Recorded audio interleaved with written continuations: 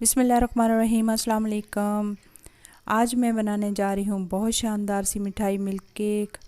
इसकी रेसिपी बहुत आसान है। इसको मैं आपको घर पे बनाना सिखाऊंगी, तो रेसिपी को एंड तक ज़रूर वॉच कीजिएगा ताकि कोई भी टिप और ट्रिक आपसे मिस ना हो। इस मिठाई का जायका बहुत अनोखा होता है। आप घर में बनाएं, सिर्फ 2-3 चीज़ों से इस मिठाई को देख के मुंह में पानी आ जाता है। सुपर सॉफ्ट और दानेदार, और देखिए ये किस तरह ज़बरदस्त डबल शेड में ये बन के तैयार हुई है। तो बहुत इजी तरीके से ये मिठाई बन जाती है। बस आप पूरी मेरी वीडियो को वॉच करें अच्छी तरीके से कि सब चीज़ों को हमने किस तरह पकाना है। ये देखिए पतीली में मैंने लिया है 3 किलो दूध। उसको बॉयल आने तक हम चमचा चलाते रहेंगे। चमचे को बराबर चलाते जाएं जब तक कि उबाला ना आ जाए। अब आंच को मीडियम कर दें कि हर चीज़ को स्टेप बाय स्टेप डाल लेंगे। तो ये देखें तकरीबन आधा रह गया है दूध इसमें, और इसके उबाल अभी भी आ रहे हैं। अब मैं आंच को धीमी कर दूंगी, हल्की आंच करके इसकी साइड में जो बलाई वगैरह जमी हुई है इसको भी उतार देंगे। स्किप करते जाएंगे, इसको साथ साथ में साफ़ सुथरा रखेंगे।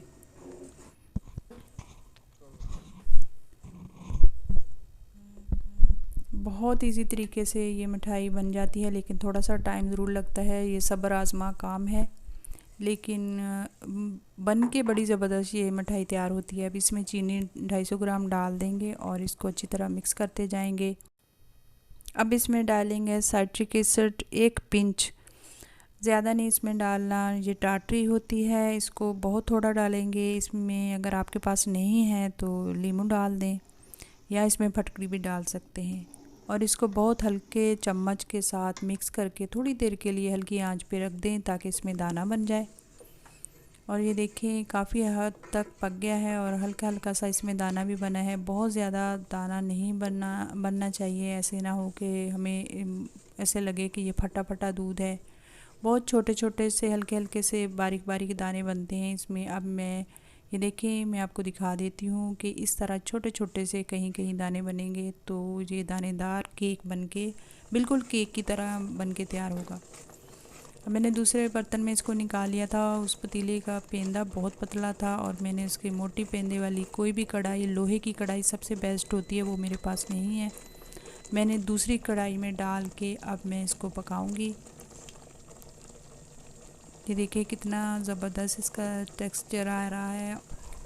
आंच को हल्का ही रखेंगे, आंच को तेज़ नहीं करेंगे, क्योंकि ये इस तरह देखिए बुलबुले से अभी बनने लग गए हैं। आप समझे कि ये बनने के करीब हो गया है, ये गाढ़ा हो रहा है। इसके छींटे बहुत उड़ते हैं। हल्की आंच पे इसको पकाएं, क्योंकि इसके छींटे काफ़ी उड़ते हैं और उससे ऐसे आपके मुंह पे भी आ जाते हैं बाज़ दफ़ा। तो कोई ऐसे अपने आगे कोई प्लेट वगैरह रखें कि आप इन छींटों से बच सकें। और आंच आप तेज़ करें ही ना, क्योंकि जितनी हल्की आंच होगी थोड़ा सा टाइम ज़रूर लगता है, लेकिन बन के बहुत ज़बरदस्त तैयार होता है। दानेदार देखिए कितना ज़बरदस्त इसका कलर भी आ रहा है, और इस मिठाई का जायका बहुत ही शानदार होता है। आप देखिए कितनी आसानी से ये घर पे मैं आपको बनाना बता रही हूँ। ये इतना महंगा बाज़ार से मिलता है, और फिर ये आप अपने साफ़ सुथरे हाथों से अपने घर में इस तरह बनाएंगे तो बहुत ज़बरदस्त इसका जायका और इसकी लुक देखिए कितनी ज़बरदस्त आ रही है। अब मैं थोड़ा सा इसमें ऑयल डाल दूँगी, आप घी भी डाल सकते हैं। इसमें थोड़ा सा डालें, क्योंकि ज़्यादा ऑयली तो बिल्कुल भी नहीं करना। काफ़ी हैवी हलवा ये जो मिठाई होती है ये होता है। तो मैंने 2-3 चम्मच इसमें ऑयल के डाले हैं ताकि ये कढ़ाई के साथ चिपके ना। ये देखिए काफ़ी हो गया है तकरीबन। अब मैं इसको निकाल लूँगी। मेरे पास सिल्वर फॉइल के बॉक्स है, मैं इसमें डालूँगी।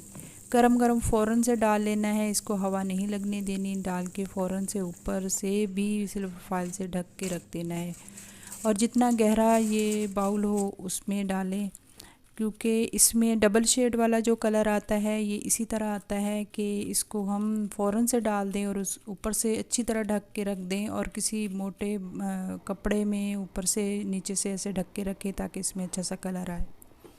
मुझे तकरीबन 4 घंटे हो गए थे रखे हुए। अब देखें मैंने निकाल लिया है, कितना ज़बरदस्त इसका कलर आया है। ये देखें। अब मैं आपको काट के भी दिखाऊंगी कि इसमें अंदर से डबल शेड वाला कलर कितना प्यारा है।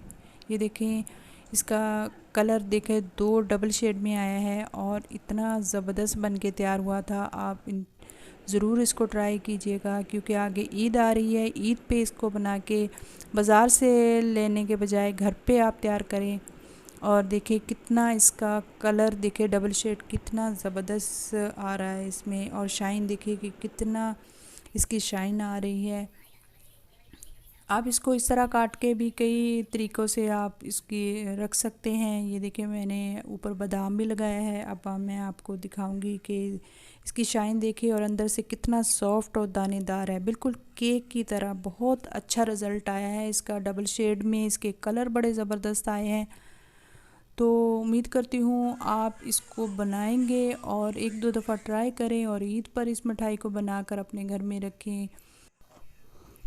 और जी देखें, मेरी बेटा को तो बहुत ज़्यादा पसंद आया, वो तो बहुत शौक़ से इसको खाने लग गई है। अब मैं उम्मीद करती हूँ आपको मेरी ये वीडियो पसंद आएगी। अगर पसंद आती है तो लाइक शेयर तो बनता है, क्योंकि मेरी बहुत मेहनत हुई है इस पे। तो बहुत सारा अपना ख्याल रखिएगा, दुआ में याद रखिएगा। अस्सलाम वालेकुम।